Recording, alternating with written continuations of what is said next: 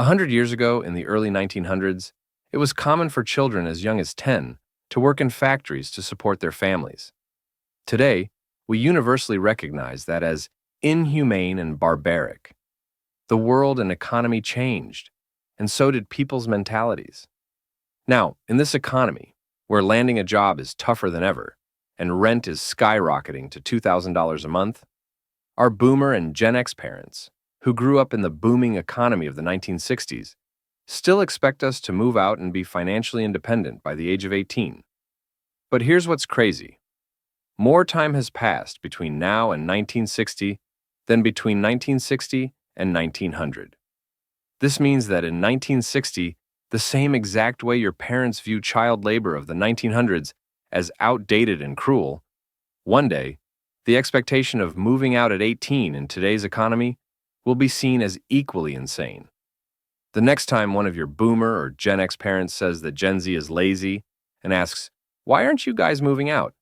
ask them if they were doing child labor when they were 10. If they weren't, then they're just as soft and lazy compared to the generation before them, and they have no right to talk. They weren't the 54% of Gen Z who doesn't want to live with anyone but mom. These are 18 to 25-year-olds. Sorry. That's wild. 54% of them are living with parents. And the kids today are thinking, I can't. I need to be with mom and dad, even at 18 to 25. Yeah, because it offers you comfort. Right. Yeah. But then there's other cultures where people are happy and the family's a very tight unit and people don't leave the house until they're married. Right. That's not our culture. So in those cultures, I think it's a different situation and it is healthier, meaning they have their own ways of doing things and, they get a job and they don't leave the home until they're married. And that is the way they define growing up. But in this culture, we have always defined growing up is leaving your parents' home, getting some sort of job, supporting yourself in some way, making strong, enduring relationships with others, starting a family. Right. We have a vision in this culture, and we are not producing that. Which one's right? Which culture is correct, though? Is the culture that enforces family and they have this very tight bond and they don't leave until they're establishing their own family, and then that family stays in connection with the other family? Is that the way to do it? Or is the way we do it, where we cast them out? This woman is absolutely unbearable to listen to. She looks and sounds like one of those banshees from The Witcher 3 who deal damage sheerly through how annoying their voice sounds. I got a question for this lady. First of all, who the fuck are you to determine what our culture is or isn't? Did someone appoint you the universal dictator of youth culture? You're old, your time is up, you have no idea how the modern world works, and you don't dictate what the youth culture is anymore. As far as I'm concerned, the only people who should be dictating youth culture are the youth themselves. And if you guys decide, as you should, that there should no longer be this insane cultural expectation to move out at 18, that is your choice, not theirs. Second of all, as far as which culture is the right one, as someone who has traveled 25 countries and 4 continents, I can answer that question for you. In every other country I've been to besides the toxic American one, it is completely normal and acceptable for young adults to live with their parents until they are 30 or until they get married. In this time, they work or study and get to actually save up money. And by the time they move out in their mid to late 20s, they're able to actually buy their own apartment instead of constantly bleeding money to ever-increasing rent prices. Rent itself is the biggest scam ever.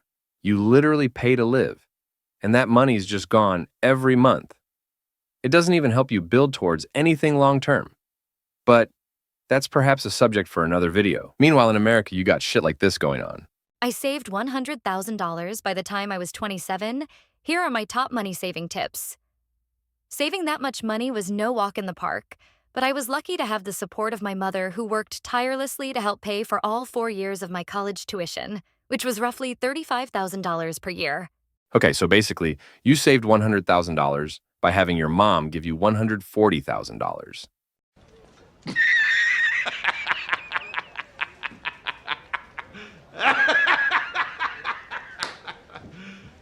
You serious? I mean, This is becoming satire at this point.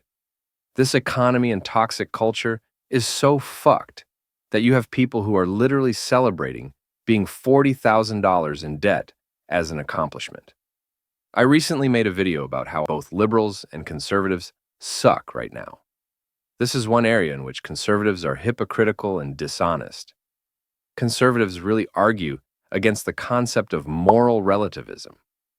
The idea that all cultures are all equal and morally good or bad is relative to your cultural norms. The thing is, I actually agree with them on this.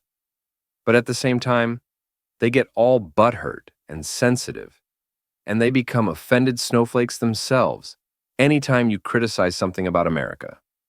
If you're against moral relativism and use that argument to justify why your culture is better than others, you also have to be willing to accept when other cultures do things better than yours.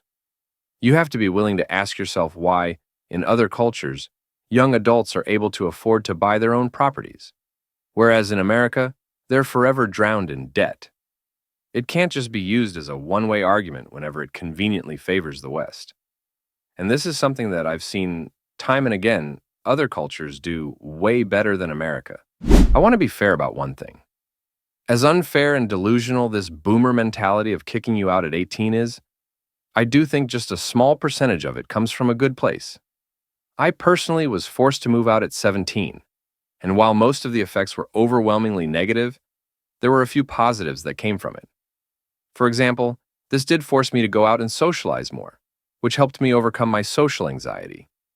This came in real handy when I checked out of society by moving abroad. But I do believe you can develop these skills even if you're living with your parents. I don't think the problem is so much living with parents itself, as much as it is that some people who do it get too complacent. If you are fortunate enough to have understanding parents who will allow you to live with them, view this as an opportunity to build yourself instead of an excuse to do nothing. You can learn to save up a lot of money, cook healthy meals, exercise, and make friends. And then, when you're actually ready to move out, you will be in a much better place than just being thrown out onto the streets at 18 in this dog shit economy.